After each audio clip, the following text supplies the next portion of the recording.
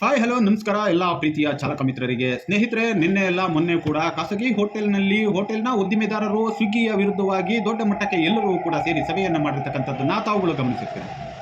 ಮೊಟ್ಟ ಮೊದಲನೇದಾಗಿ ತಾವುಗಳೆಲ್ಲರೂ ಕೂಡ ಅರ್ಥ ಮಾಡ್ಕೋಬೇಕು, ಇವತ್ತು ಒಂದು ಸ್ವಿಗ್ಗಿ ಅನ್ನುವಂತಹ ಸಂಸ್ಥೆಯ ವಿರುದ್ಧವಾಗಿ ಇಷ್ಟು ದೊಡ್ಡ ಮಟ್ಟಕ್ಕೆ, ಅದರಲ್ಲೂ ಖಾಸಗಿ ಹೋಟೆಲ್ನ ಎಲ್ಲ ಮಾಲೀಕರು ಕೂಡ ಜಂಟಿ ಕ್ರಿಯಾ ಸಮಿತಿಯ ಮುಖಾಂತರವಾಗಿ ಒಂದು ಬೃಹತ್ ಚರ್ಚೆಯನ್ನ ಮಾಡಿದ್ದಾರೆ. ಅಂದರೆ ಅದಕ್ಕೆ ಪ್ರಮುಖವಾದ ಕಾರಣ ಅವರು ತೆಗೆದುಕೊಳ್ಳುತ್ತಿರುವಂತಹ ಶೇಕಡಾವಾರು ಕಮಿಷನ್ನ ವಿರುದ್ಧವಾಗಿ ದಂಡೆದ್ದಿದ್ದಾರೆ.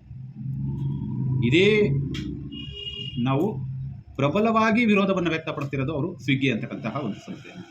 ನಾನು ನಮ್ಮ ಚಾಲಕರ ಮಿತ್ರರಲ್ಲಿ ಒಂದು ಮನವಿಯನ್ನು ಮಾಡ್ಕೊಳ್ತೇನೆ. ಇವತ್ತು ಆಲ್ರೆಡಿ ನಮ್ಮನ್ನ ಬೀದಿಗೆ ತಂದು ಬಿಟ್ಟಿರ್ತಕ್ಕಂಥವ್ರು ಮುಂದೊಂದು ದಿನ ಇಡೀ ಸಾಮ್ರಾಜ್ಯ ನನ್ನದೇ ಅನ್ನುವಷ್ಟು ಮಟ್ಟಕ್ಕೆ ಬೇರೆ ಒಂದು ಸಂಸ್ಥೆ ಬಂದು ನಿಲ್ಲಲ್ಲ ಅನ್ನೋದಕ್ಕೆ ಏನು ಕಾರಣ? ಬಂದು ನಿಂತೇ ನಿಲ್ತಾರೆ. ಹಾಗಾಗಿ ಮುಂದೊಂದು ದಿನ ಯಾವತ್ತೋ ಹೋಗಿ ಬಂಡಾಯವೆದ್ದು ನಿಲ್ಲೋದ್ರ ಬದಲು ಈಗಲೇ ನಾವು ಬಂಡಾಯ ಎದ್ದು ಇಡೀ ಸಾರಿಗೆ ಇಲಾಖೆ ನಮ್ಮ ಕೈಯಲ್ಲಿದ್ದನ್ನ ಇವತ್ತು ಖಾಸಗಿ ಕಂಪನಿಗಳ ಮುಖಾಂತರವಾಗಿ ಖಾಸಗಿಗೆ ಕೊಟ್ಟಿರ್ತಕ್ಕಂಥದ್ದು ವಿರುದ್ಧವಾಗಿ ನಾವೆಲ್ಲರೂ ಕೂಡ ಬಂಡೆದ್ದು ಪ್ರಬಲವಾಗಿ ವಿರೋಧವನ್ನು ವ್ಯಕ್ತಪಡಿಸುವಂತಹ ಸಮಯ ಬಂದಿದೆ. ಸ್ನೇಹಿತರೆ, ಇದೇ ರೀತಿ ನೀವು ಮೌನ ವಹಿಸಿ ಕುಳಿತುಕೊಂಡ್ರೆ ಮುಂದೊಂದು ದಿನ ನಿಮ್ಮ ವಿನಾಶ ಕಟ್ಟಿಟ್ಟ ಬುತ್ತಿ. ಆಲ್ರೆಡಿ ಇವತ್ತು ಬೆಂಗಳೂರಿನಂಥ ನಗರದಲ್ಲಿ ಇವತ್ತು ತಾವು ಜೀವನವನ್ನು ಸಾಗಿಸಬೇಕು ಅಂದರೆ ಸರಿಸುಮಾರು ಒಂದು ಕುಟುಂಬಕ್ಕೆ 40,000ಕ್ಕಿಂತಲೂ ಹೆಚ್ಚು ಆದಾಯವನ್ನ ನಿರೀಕ್ಷೆಯಲ್ಲಿ ಇರೋದಲ್ಲ, ಸರಿಸುಮಾರು 40,000 ರೂಪಾಯಿ ಆದಾಯ ಬೇಕೇ ಬೇಕು. ಇಂತಹ ಸಂದರ್ಭದಲ್ಲಿ ಆಟೋ ಚಾಲಕರಾಗಿರ್ತಕ್ಕಂತಹ ನೀವುಗಳು ಸತತವಾಗಿ 16 ಗಂಟೆಗಳ ಕಾಲ ರಸ್ತೆಯಲ್ಲಿ ಕುಳಿತರೂ ಕೂಡ ದಿನಕ್ಕೆ 1,000, 1,500 ಮಾಡೋಕ್ಕಾಗ್ತಾ ಇಲ್ಲ ಅಂದ್ರೆ ಇದಕ್ಕೆ ಮೂಲ ಕಾರಣಕರ್ತರು ಇರ್ತಕ್ಕಂಥದ್ದು ಕಂಪನಿಯಲ್ಲಿ ಇರ್ತಕ್ಕಂತಹ ಅವರ ಸ್ವಂತ ವಾಹನಗಳು ಮತ್ತು ಊಬರ್ನಂತಹ ಬಹುದೊಡ್ಡ ಸಂಸ್ಥೆ ಫ್ಲೀಟ್ನಂತಹ ವ್ಯವಸ್ಥೆಯನ್ನ ತೆಗೆದುಕೊಂಡು ಬಂದಿರ್ತಕ್ಕಂಥರು.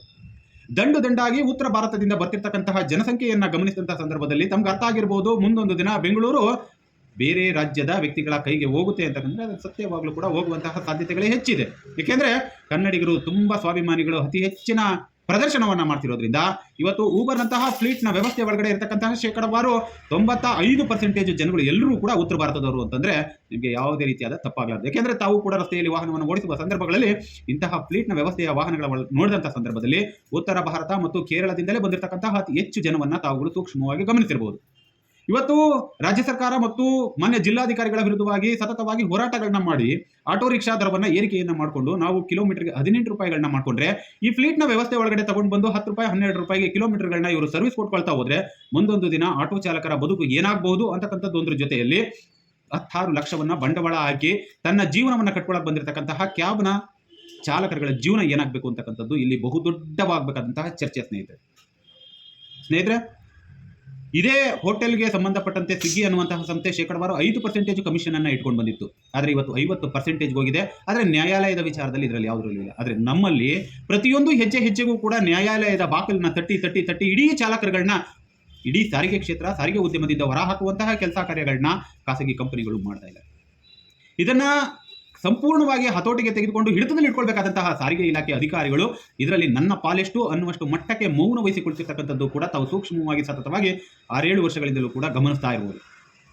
ಒಬ್ಬ ವ್ಯಕ್ತಿ ಮಾಡಿದ ತಪ್ಪಿಗೆ ಇಡೀ ಇವತ್ತು ಸಾರಿಗೆ ಇಲಾಖೆಯಲ್ಲಿ ಇರತಕ್ಕಂತಹ ಎಲ್ಲ ಸಾರಿಗೆ ಕ್ಷೇತ್ರಕ್ಕೆ ಸಂಬಂಧಪಟ್ಟ ಚಾಲಕರುಗಳ ಜೀವನ ನಿರ್ನಾಮ ಆಗುವಷ್ಟು ಮಟ್ಟಕ್ಕೆ ಬಂದು ನಿಂತಿದೆ ಅಂತಂದ್ರೆ ಅದಕ್ಕೆ ಮೂಲ ಕಾರಣಕರ್ತರು ಕೂಡ ನಾವುಗಳೇ ಆಗಿರ್ತೀವಿ.